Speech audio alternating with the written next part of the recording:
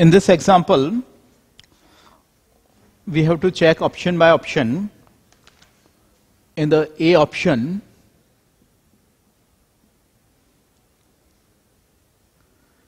this is the NiCO whole 4. तो यहाँ सबसे पहले सेंट्रल मेटल का उसकी ऑक्सीडेशन स्टेट में इलेक्ट्रॉनिक कॉन्फ़िगरेशन सोच लें. तो वो है आर्गन 3d8 1 2 3 4 5.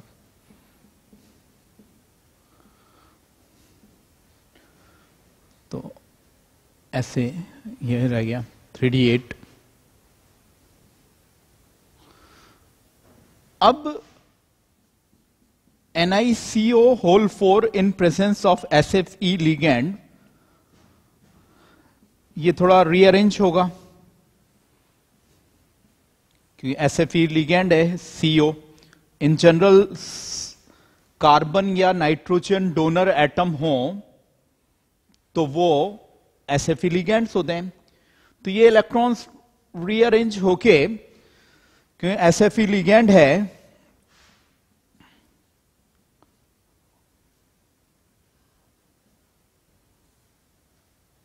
और यहां पे ये एक 4s2 वाले में भी 2 इलेक्ट्रॉन्स हैं, है ना, क्योंकि निकल यहां पे 0 है, मेटल कार्बोनाइल है. तो इनको अपन ने एडजस्ट किया, रीअरेंज कर दिया. तो ये 4s ऑर्बिटल और ये 4p सबशेल के 3 ऑर्बिटल्स. तो ये यहां पे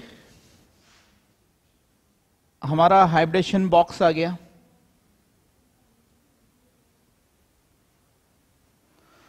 और यहां पे ये लिगैंड इलेक्ट्रॉन्स देंगे, लिगैंड्स.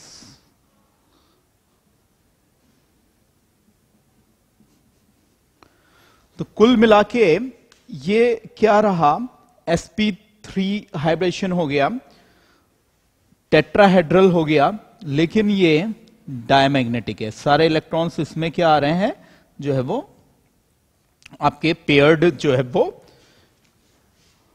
आ रहे हैं. अब ऐसे ही 1 बाय 1 सारे ऑप्शन को देखना पड़ेगा. जैसे निकल CN होल 4 2 माइनस है, तो ये सेंट्रल मेटल का हमने इलेक्ट्रॉनिक कॉन्फ़िगरेशन लिखा, तो वो है आर्गन, और +2 है तो 3d8 ही आएगा, है ना. ये हमारा सब शेल हो गया, इलेक्ट्रॉन इन द ऑर्बिटल्स, तो 1 1 1 ऐसे कर लिया. अब NiCN होल 4 -2 का हम लिख रहे हैं कॉन्फ़िगरेशन. तो ये CN- भी हमारा SFE लिगैंड है, तो इनकी प्रेजेंस में तो रीअरेंजमेंट होते हैं. और ये आर्गन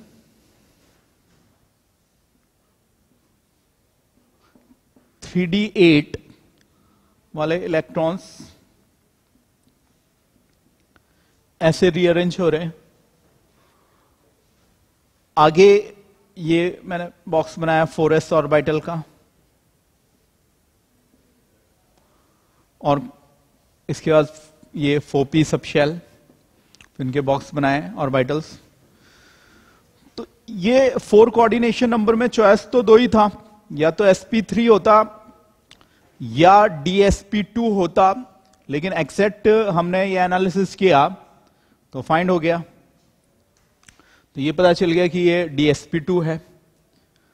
अब ये लिगैंड्स इसमें इलेक्ट्रॉन्स देंगे, 4 ligands.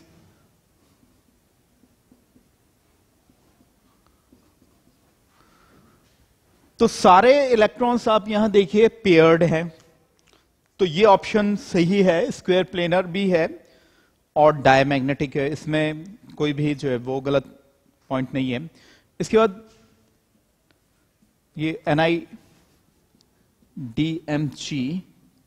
Whole twice, qualitative analysis में भी ये Ni+2 कैटायन के टेस्ट में काम में आता है, DMG रिएजेंट। तो ये डाइमिथाइल ग्लाइऑक्सीमेटोम, ये रिएजेंट कैसे है, CH3 और double bond N double bond N OH और O-। तो कोई भी जैसे लिगेंड है तो उसमें 2 पॉइंट्स बहुत इंपॉर्टेंट है कि चार्ज कहां है, दोनों एटम्स कहां हैं। तो चार्ज यहां है DMG का और दोनों एटम्स ऐसे हैं। तो अगेन ये लिगेंड जो हो गया वो एक SFE लिगेंड नाइट्रोजन दोनों एटम है। तो Ni जो है +2 को अपन देखें तो ये ऊपर आपका लिखा ही हुआ है, ऐसे कैसे हो जाएगा, 4s2 के इलेक्ट्रॉन चले गए। मतलब जैसे लिखते तो 4s2 और 3d8 हैं N+L रूल के अकॉर्डिंग, लेकिन जब भी आयन बनाते हैं तो फिर जो है वो रीअरेंज हो जाते हैं। जैसे इलेक्ट्रॉन आते हैं तो 3d अंदर और 4s कहां आ गया, आपके बाहर आ गया। तो हमेशा पहले आयन बनाने में 4s के इलेक्ट्रॉन्स को आप एम्प्टी करिए, फिर 3d को टच करिए। या यूं सोचिए कि जो प्रिंसिपल क्वांटम नंबर ज्यादा है वैल्यू, उसको पहले आपको इलेक्ट्रॉन्स उनमें से लेने रहते हैं। तो अगर इसको हम देखें कि इसमें क्या स्टेटस आएगा, तो बिल्कुल ये सेम ऐसा ही हो गया। आप देख लीजिए जो है वो NiDMg होल ट्वाइस +2 का है, ये भी +2 का है, ये भी SFE हमारा साइनिडो C डोनर एटम था, और यहां भी C और N वालों को हम स्ट्रॉन्ग फील्ड इफेक्ट लिगेंड लेते हैं और हेलोजन वालों को वीक लेते हैं। तो ये का यही इसमें इलेक्ट्रॉनिक कॉन्फिगरेशन जैसे इसका आया, तो फाइनली जो है वो इसमें इसका भी यही आ जाएगा। ये न्यूट्रल है, बस ये डिफरेंस है, और ये नेगेटिवली है क्योंकि ये भी +2 चार्ज्ड है और ये -2 हो गया। यहां पे +2 ये था और ये -4 था। तो चेक करें फिर इसमें क्या दिया हुआ है, स्क्वायर प्लेनर और डायमंडेड, तो इसमें भी कोई एरर नहीं है। इसके बाद ऑप्शन आ जाता है डी ऑप्शन। तो Ni2+ में तो हम जानते ही हैं, ऊपर लिखा ही हुआ है कि क्या इलेक्ट्रॉनिक कॉन्फ़िगरेशन जो है वो होगा। अब ये जो लिगेंड है वो WFE लिगेंड है। ऐसे थोड़ा बहुत जो है यहां कॉन्सेप्ट बन जाता है इस हिसाब से पीरियड टेबल के अकॉर्डिंग। ये CnO6 एटॉमिक नंबर 7 8 और हैलोजन का 9, तो फ्लोरीन की बजाय X लिख रहे हैं। तो ये SFE वाले डोनर एटम्स होते हैं इन जनरल। SFE ये डोनर एटम्स हों, और ये इन जनरल जो है वो WFE वाले डोनर एटम्स होते हैं। तो आप ऐसे भी याद रख सकते हैं पीरियोडिक टेबल के वे में। तो यहां हैलाइड आयन है, WFE लिगेंड है, ये Ni2+ लिखा हुआ है, इसमें कोई रीअरेंजमेंट नहीं करवा सकते। WFE लिगेंड SFE लिगेंड करवा सकते थे, तो इसको आप कुछ मत करिए, ऐसे ही रहने दीजिए। आर्गन 3d8 1 2 3 4 5 ये ऑर्बिटल्स बनाए, इलेक्ट्रॉन्स फिल कर दिए according to the Hund's rule.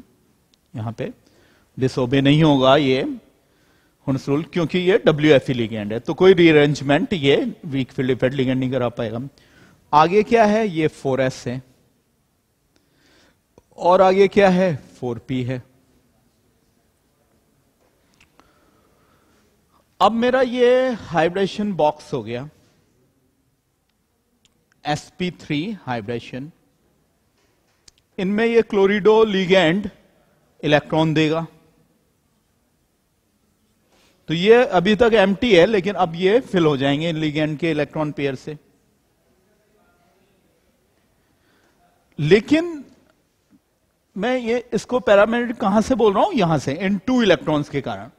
In 2 electrons के कारण मैं इसको बोलूंगा पैरा मैग्नेटिक, और sp3 तो हो गया tetrahedral, but it is paramagnetic. तो इसका पैरामैग्नेटिक मूवमेंट भी अपन कैलकुलेट कर सकते हैं n+2 बोर मैग्नेटॉन से, जहां n total number of unpaired electrons है। तो इसका हमारा आंसर जो हो गया B, C एंड D हो गया।